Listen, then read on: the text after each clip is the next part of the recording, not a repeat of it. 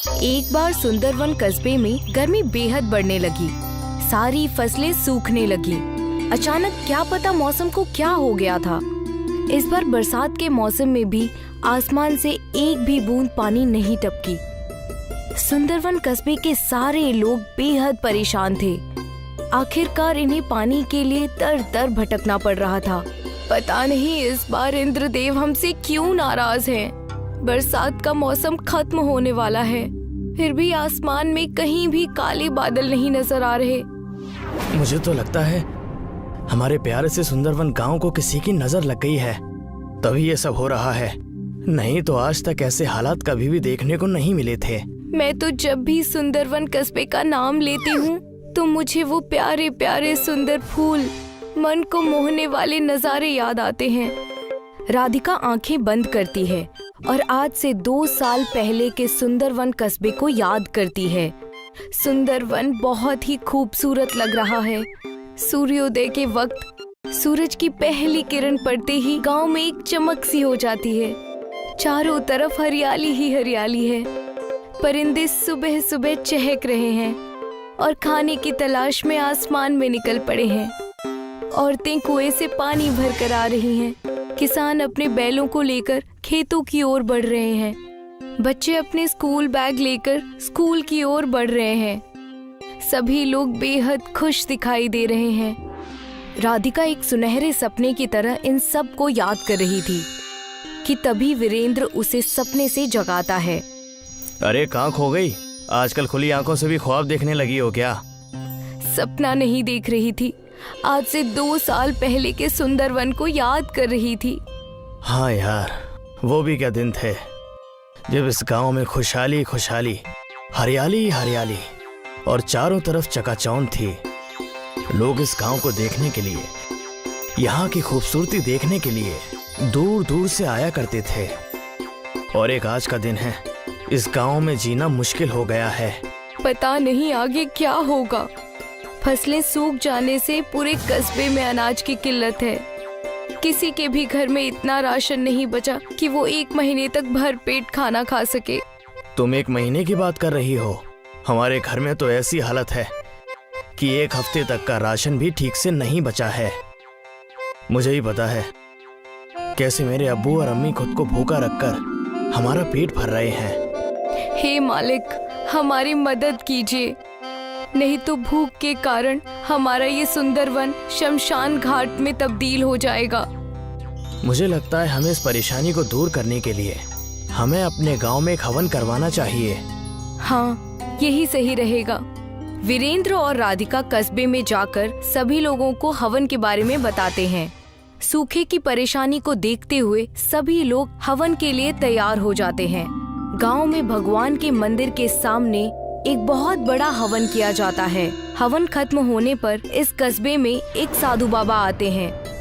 भिक्षाम देहि माहि। साधु बाबा एक एक करके सबके दरवाजे पर जाते हैं। हे माई, ये साधु कई दिनों से भूखा है, कुछ खाने के लिए दे दो। बाबा, घर में तो कल रात से चूल्हा नहीं जला है। मैं एक दिन छोड़कर एक दिन खाना बनाती हूँ क्योंकि घर में उतना राशन ही नहीं है। ये सुनकर साधु बाबा जैसे ही उस घर से निकलने लगते हैं, वो औरत उन साधु बाबा को आवाज लगाती है, रुक जाइए बाबा, आप मेरे घर से खाली हाथ नहीं जा सकते। और वो औरत घर में जो भी राशन बचा है वो साधु बाबा की झोली में डाल देती है। ऊपर वाला तुम्हारा ख्याल रखे और तुम्हारी सारी मुसीबतों को दूर करे। साधु उस औरत को ढेर सारी दुआएं देकर और भिक्षा लेकर वहाँ से दूसरे घर की ओर चले जाते हैं। साधु को एक कुटिया दिखाई देती है जिसमें एक खानदान खाना खा रहा होता है। भिक्षाम देहि। साधु की आवाज सुनकर खानदान का मुखिया बाहर आता है और उन्हें अपने हिस्से का खाना दे देता है। साधु उस मुखिया के हिस्से की 1 रोटी खाते हैं, पर उससे उनका पेट नहीं भरता। साधु के चेहरे पर खुशी न देखकर खानदान का मुखिया घर के अंदर जाता है और अपनी बीवी का खाना लाकर भी साधु बाबा को दे देता है। साधु बाबा ये 1 रोटी और खा लेते हैं, पर इससे भी उनका पेट नहीं भरता।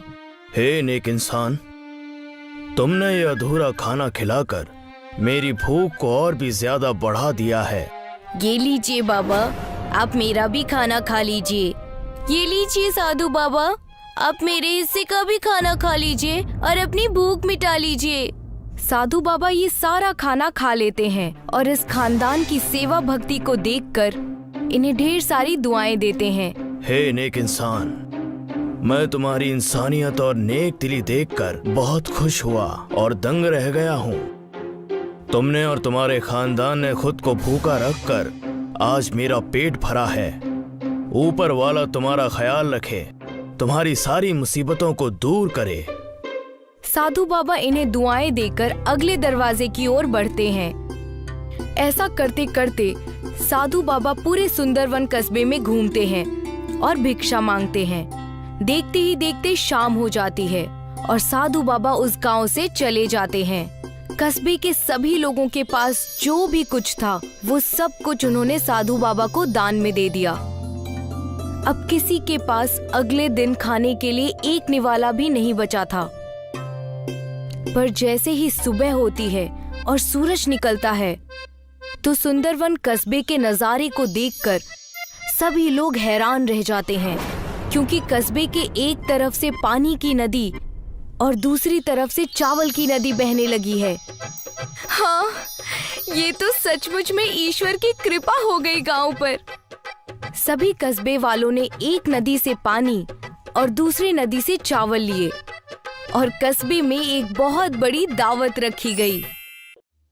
ओमकिला अरुणाचल प्रदेश के एक कस्बे में रहती थी जो चाइना बॉर्डर के काफी पास था। ओमकिला के खानदान में उसकी बूढ़ी माँ और उसके 3 बच्चे रहते थे। ओमकिला के खानदान का खर्चा खेती और किसानी से चलता था। क्योंकि ओमकिला का गांव चाइना के पास था, इसीलिए ओमकिला को momos, chowmein, veg hakka noodles, manchow soup जैसे चाइनीज व्यंजन बेहद अच्छी तरह बनाने आते थे। ओमकिला की माँ खेत में काम करती और ओमकिला घर में रहकर ही खाना बनाया करती। क्या हुआ माँ, आज आने में इतना वक्त कैसे लग गया? बहुत सारे गांव वालों के साथ हमारा खेत भी मिलिट्री के पास जा रहा है। अगर ऐसा हो गया तो हमारी तो रोजी रोटी छिन जाएगी। लेकिन हमारी जमीन गई तो हमें तो मुआवजा भी मिलेगा ना। कोई चीज अपने पास हो तो उसकी बात ही कुछ और होती है। पैसा तो हाथ में आते ही खर्च होने लगता है। तुम चिंता मत करो माँ, इनकम का कोई दूसरा इंतजाम जरूर हो जाएगा। आज मैंने मोमोज बनाए हैं, अब खा लो। दीदी, आप मोमोज बहुत अच्छी बनाती है, खाकर मजा आ जाता है। छुटुआ, मोमोज तो खूब खा रहा है। जरा ये तो बता, गणित में कितने नंबर आए हैं? 10 में से 0 अंडा। ओमकिला, तू इसे तालीम नहीं देती है क्या? अगर यही हाल रहा तो ये पास ही नहीं हो पाएगा। माँ, इसे किसी अच्छे ट्यूशन की जरूरत है, ये मेरे तालीम देने से नहीं लेता। अगले दिन शाम को घर आकर माँ ने कहा, ओमकिला, हमारी जमीन चली गई, 2 लाख रुपए मिले हैं। क्या हम इन रुपयों से गांव में कोई काम शुरू कर दें? माँ, गांव में तो कोई काम धंधा नहीं है, मैं शहर चली जाती हूँ। कोई काम धंधा सेट हो जाएगा तो मैं आपको पैसे भेजती रहूंगी। लेकिन तू कौन से शहर जाएगी? मैं दिल्ली चली जाती हूँ। तो विशाखापट्टनम चली जा, वहाँ हमारे गांव का नौरेन काम करता है। परदेश में किसी जान पहचान के व्यक्ति से बेहद सहायता मिल जाती है। ओमकिला आंध्र प्रदेश में समुद्र के किनारे बसे शहर विशाखापट्टनम पहुँची और अपने गांव के लड़के नौरेन से मिली। मैं यहाँ काम की तलाश में आई हूँ, तुम मुझे यहाँ पर काम दिलवा दो। तुम्हें क्या आता है? मैं सारे चाइनीज फूड बना लेती हूँ। मैं जिस रेस्टोरेंट में काम करता हूँ वहाँ एक मोमोज बनाने वाली की जरूरत है, मैं उनसे बात करता हूँ। नौरेन ने रेस्टोरेंट के मालिक विष्णु से बात की और ओमकिला को मोमोज बनाने का काम मिल गया। रेस्टोरेंट समुद्र के किनारे पर ही था। लोग बीच पर घूमने आते और दावत का लुत्फ उठाते। ओमकिला के हाथ के लजीज मोमोज लोगों को बेहद पसंद आ रहे थे। रेस्टोरेंट के मालिक विष्णु की कमाई दिन दोगुनी रात चौगुनी बढ़ रही थी। लेकिन कमाई बढ़ने के साथ विष्णु अपने बावर्चियों की तनख्वाह नहीं बढ़ा रहा था। वो ओमकिला को केवल 10,000 देता था। ओमकिला के लिए बचत करना और अपने घर पैसे भेजना बेहद मुश्किल हो रहा था। मुझे यहाँ आए हुए 6 महीने हो गए। मैं घर पर मुश्किल से 8-10 हजार रुपए ही भेज पाई हूँ। माँ के लिए घर चलाना बेहद मुश्किल हो रहा होगा। अगले दिन ओंकिला ने रेस्टोरेंट के मालिक से कहा, मालिक मेरी सैलरी 15,000 कर दीजिए, मैं घर पर पैसे नहीं भेज पा रही हूँ। तो मैं क्या करूँ? मैंने क्या तुम्हारे परिवार को पालने का ठेका ले रखा है? मैंने तुम्हें काम दिया है, यही मेरा तुम पर बहुत बड़ा एहसान है। सैलरी नहीं बढ़ेगी, जाओ अपना काम करो। उस समय ओंकिला के पास कोई दूसरा रास्ता नहीं था, इसीलिए उसने रेस्टोरेंट में काम करना जारी रखा। रेस्टोरेंट के पास अक्सर एक कुत्ता आया करता था। ओंकिला ने उसका नाम मोती रख दिया था। मोती जब भी आता, ओंकिला उसे 2 मोमोज खाने के लिए देती। एक दिन रेस्टोरेंट के मालिक ने ओंकिला को कुत्ते को मोमोज खिलाते हुए देख लिया। मोमोज बनाने का सामान तुम्हारे बाप के पैसों से नहीं आता, जो तुम कुत्ते को मोमोज खिलाए जा रही हो। 2 मोमोज अगर कुत्ता खा लेगा तो आपका कौन सा नुकसान हो जाएगा? जरा सी बात पर आप मेरे माँ बाप को क्यों बीच में ला रहे हैं? इन मोमोज के पैसे तुम्हारे सैलरी से कटेंगे। उस महीने विष्णु ने ओंकिला को बस 8,000 रुपए दिए। रेस्टोरेंट के मालिक के क्रूर बर्ताव की वजह से ओंकिला ने एक फैसला लिया। ओंकिला ने नौरेन से कहा, मैं यहाँ पर काम छोड़ रही हूँ, अब मैं अपना खुद का बिजनेस स्टार्ट करूँगी। लेकिन उसके लिए तुम्हें काफी सारा सामान खरीदना होगा और एक काउंटर भी चाहिए होगा जिस पर रखकर तुम मोमोज बेच सको।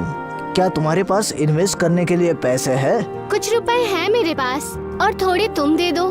ओंकिला ने समुद्र के किनारे एक काउंटर पर अपने मोमोज बेचना शुरू कर दिए। अब विष्णु के रेस्टोरेंट पे कम लोग ही मोमोज खाने जाते। बीच पर घूमने वाले ज्यादातर लोग ओंकिला के मोमोज खाते। ओंकिला अब लगभग 20,000 रुपए महीने कमाने लगी थी। विष्णु को ओंकिला के काउंटर पर भीड़ लगी देखकर चिंता होने लगी। अभी तक तो केवल मेरे रेस्टोरेंट पर ही चाइनीज फूड बिकता था, लेकिन इस लड़की ने तो मेरा धंधा ही बंद करवा दिया। किसी दिन ये मेरी तरह रेस्टोरेंट भी खोल सकती है। कांटों का पेड़ बड़ा हो उससे पहले ही उसे उखाड़ देना उचित है। विष्णु एक दिन ओंकिला के पास जाकर बोला, ओंकिला, मेरे नए वर्कर्स अच्छे मोमोज नहीं बना पा रहे। मैं चाहता हूँ तुम मेरे रेस्टोरेंट में वापस आ जाओ। मैं तुम्हारी सैलरी 2,000 बढ़ा दूंगा। नहीं सर, अब मैं 20,000 कमाती हूँ। मुझे अब आपके रेस्टोरेंट में काम करने की जरूरत नहीं है। तो तुम अपना धंधा मेरे रेस्टोरेंट से कहीं दूर शिफ्ट कर लो। क्यों कर लूँ? क्या बीच की सारी जमीन आपके पिताजी की है? ओंकिला के मुंह से उल्टा जवाब सुनकर विष्णु का खून खौलने लगा।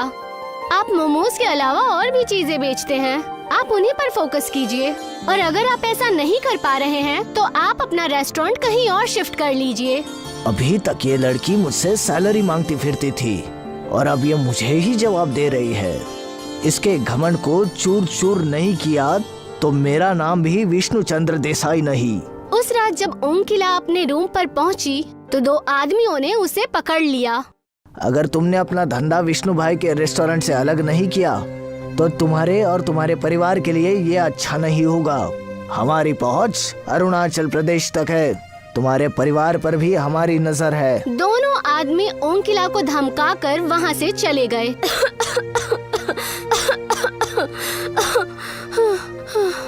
ओंकिला को बेहद देर बाद सांस आई। उसने अपनी माँ को फोन लगाकर सारा मसला कह सुनाया। तू डरना मत बेटी, यहाँ कोई हमारा कुछ नहीं बिगाड़ सकता। तू अपना धंधा जारी रख। तू इसी समय पुलिस के पास जा। ओंकिला ने पुलिस के पास जाकर शिकायत की। पुलिस विष्णु के पास पहुँची। विष्णु भाई, आप यहाँ के इज्जतदार इंसान हैं। क्या आप किसी की जान लेकर हत्यारा बनना चाहते हैं? नहीं नहीं इंस्पेक्टर साहब, किसी की जान लेने का मेरा कोई इरादा नहीं है। मैं तो सिर्फ उस लड़की को डराना चाहता था। इस तरह डराने धमकाने वाले काम मत कीजिए, वरना आपके लिए मुश्किल खड़ी हो जाएगी। उस लड़की को अपना बिजनेस करने दीजिए। पुलिस के वहाँ से जाने के बाद विष्णु सोचने लगा, बल से काम नहीं चलेगा, मैं फंस जाऊंगा। दिमाग से काम लेना होगा। कुछ दिनों बाद ओंकिला के पास एक लड़की आई। हेलो मैम, मैं हिंदुस्तान पे कंपनी की तरफ से आई हूँ। प्लीज आप हमारा कोड स्कैनर लगवा लीजिए। इसके तो पैसे जाएंगे, ये फ्री है। आप मुझे अपना मोबाइल दीजिए, मैं आपका अकाउंट इससे लिंक कर देती हूँ। बहुत सारे कस्टमर ऑनलाइन पेमेंट की मांग किया करते थे, इसीलिए ओंकिला ने सोचा कि उसे स्कैनर लगवा ही लेना चाहिए। ओंकिला ने अपना मोबाइल उस लड़की को दे दिया। वो लड़की एक हैकर थी जिसे विष्णु ने भेजा था। लड़की ने ओंकिला के बैंक अकाउंट से सारे पैसे निकाल लिए। ये लीजिए, हो गया। अगले दिन ओंकिला जब अपने एटीएम से पैसे निकालने पहुंची तो उसे पता चला कि उसके बैंक अकाउंट में एक भी पैसा नहीं है। ओंकिला तुरंत बैंक गई और उसने अपने अकाउंट के बारे में पूछताछ की। बैंक में उसे बताया गया कि वो ऑनलाइन धोखाधड़ी की शिकार हो गई है। ओंकिला समझ गई कि हिंदुस्तान पे वाली लड़की ने उसे धोखा दिया। ओंकिला ने पुलिस स्टेशन में उस लड़की की रिपोर्ट लिखाई, लेकिन उस लड़की का कहीं भी पता नहीं चला। उधर विष्णु ने ओंकिला का काउंटर भी चोरी करवा दिया, जिसमें ओंकिला अपना सारा सामान रखा करती थी। ओंकिला के पास अब ना तो इन्वेस्टमेंट के लिए पैसे थे और ना ही खाना बनाने का सामान। वो रोती हुई नौरेन के पास पहुंची। मैं लुट गई नौरेन। क्या हुआ ओंकिला, तुम रो क्यों रही हो? ओंकिला ने नौरेन को सारा मसला कह सुनाया। क्या तुम मुझे 10,000 रुपए दे सकते हो? नौरेन 2 दिन पहले ही गांव से लौटा था। मुझे माफ कर देना ओंकिला, मैं परसों ही अपने बहन की शादी करके लौटा हूँ। मेरे सारे पैसे उसमें ही खर्च हो गए। ओंकिला बीच पर बैठकर रोने लगी। तभी वहाँ वही कुत्ता मोती आया, जिसे वो मोमोज खिलाया करती थी। आज मेरे पास तुम्हें खिलाने के लिए कुछ भी नहीं है, पूरी तरह से बर्बाद हो चुकी हूँ। मोती अचानक एक देवता में बदल गया। मैं समुद्र का देवता वरुण हूँ और कुत्ते के रूप में बीच पर टहलकर लोगों की परीक्षा लेता हूँ। आपने मुझे दर्शन क्यों दिए? मैं तो कभी पूजा पाठ भी नहीं करती। भगवान हमेशा किसी जीवित प्राणी के रूप में ही परीक्षा लेने आते हैं। वरुण ने ओंकिला को कुछ बीज दिए। इन बीजों को समुद्र के रेत पर फैला देना। इनसे जो पौधे निकलेंगे उन पर मोमोज आएंगे, जिन्हें सब बस तुम ही अलग कर पाओगी। इतना कहकर समुद्र देव वहाँ से गायब हो गए। ओंकिला ने बीजों को बीज पर डाला और अगले ही दिन उनमें से पौधे निकल आए, जिन पे मोमोज के फल लगे हुए थे।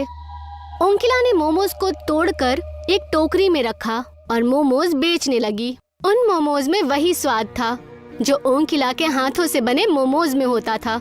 विष्णु को जब पता लगा कि ओंकिला ने बीच पर मोमोज के पौधे उगाए हैं, तो वो रात में मोमोज के पौधे तोड़ने पहुंच गया। विष्णु ने एड़ी चोटी का जोर लगाया, लेकिन ना एक भी मोमोज टूटा और ना ही एक भी पौधा जमीन से बाहर निकला। विष्णु बाजार जाकर जहरीले कीटों वाली दवाई ले आया, जो फसल को नष्ट कर देते हैं। उसने मोमोज के पौधों पर कीड़ों को छिड़क दिया।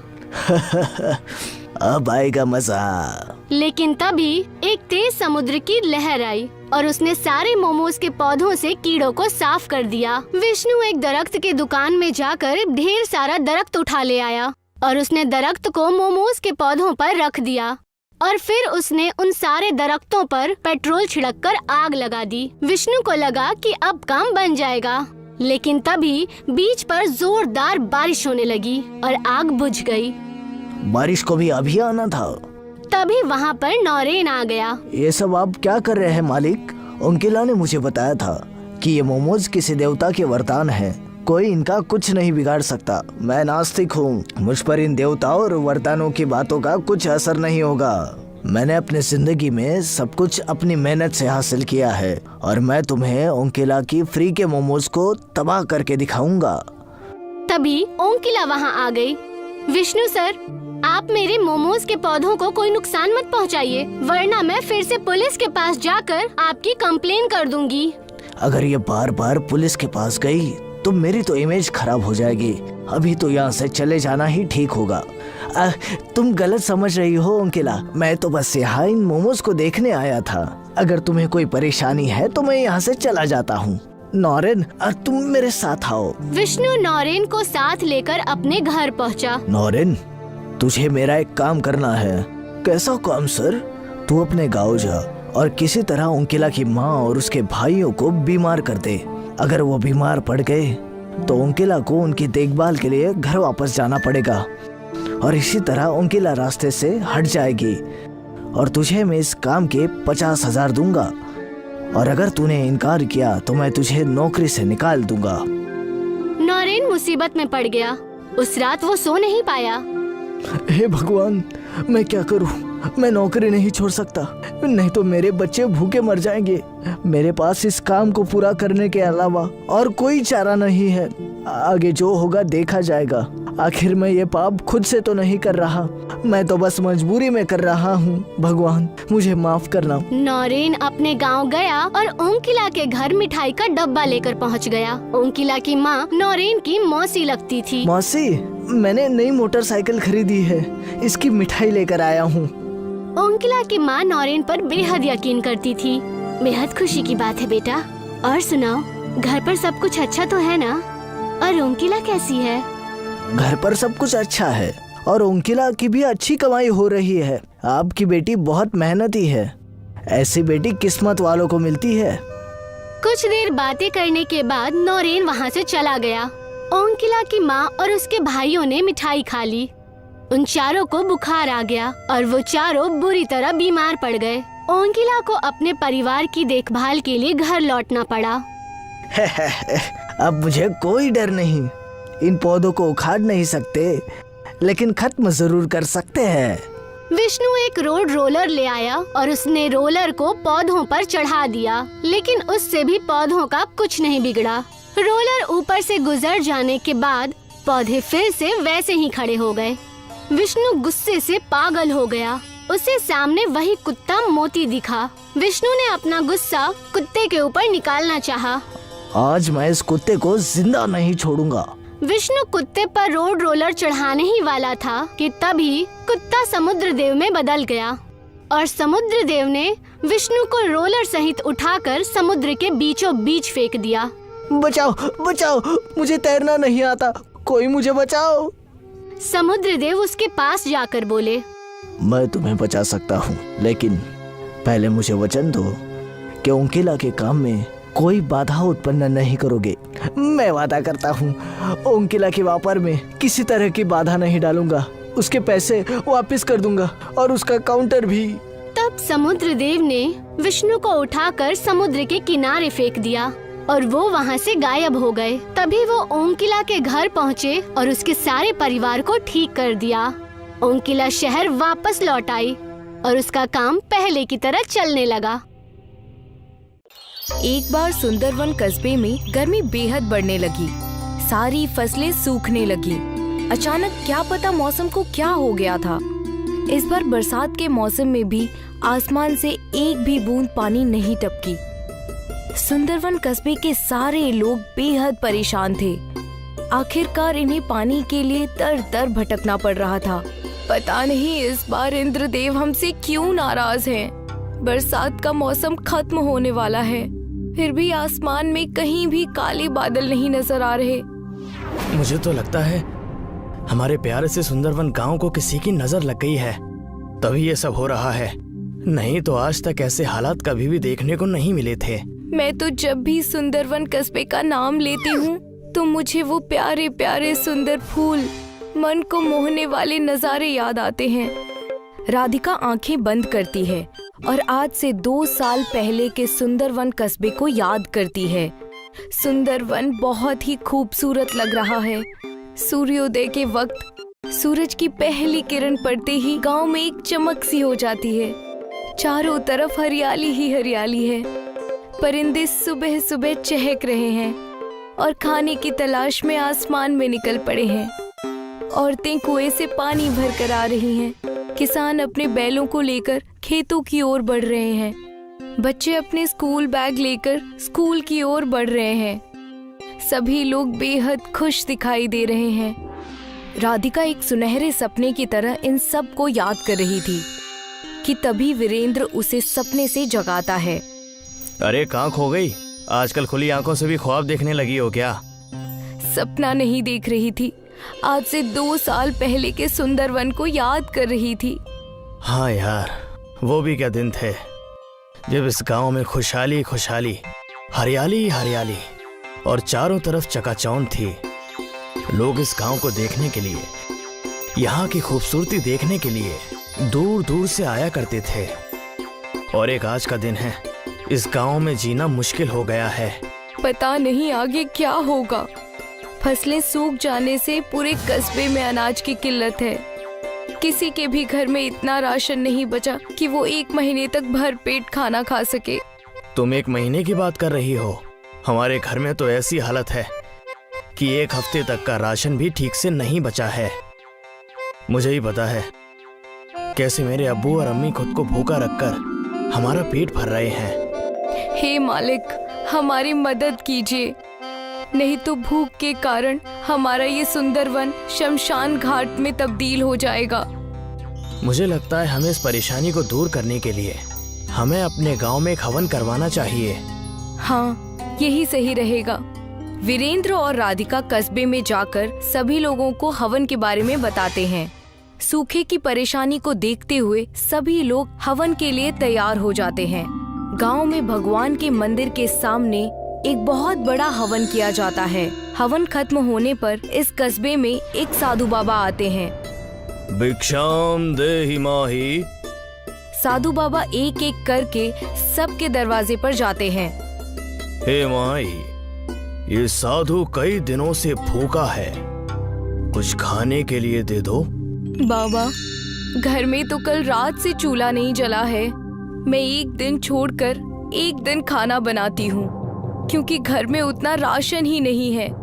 ये सुनकर साधु बाबा जैसे ही उस घर से निकलने लगते हैं, वो औरत उन साधु बाबा को आवाज लगाती है, रुक जाइए बाबा, आप मेरे घर से खाली हाथ नहीं जा सकते। और वो औरत घर में जो भी राशन बचा है वो साधु बाबा की झोली में डाल देती है। ऊपर वाला तुम्हारा ख्याल रखे और तुम्हारी सारी मुसीबतों को दूर करे। साधु उस औरत को ढेर सारी दुआएं देकर और भिक्षा लेकर वहाँ से दूसरे घर की ओर चले जाते हैं। साधु को एक कुटिया दिखाई देती है जिसमें एक खानदान खाना खा रहा होता है। भिक्षाम देहि। साधु की आवाज सुनकर खानदान का मुखिया बाहर आता है और उन्हें अपने हिस्से का खाना दे देता है। साधु उस मुखिया के हिस्से की एक रोटी खाते हैं, पर उससे उनका पेट नहीं भरता।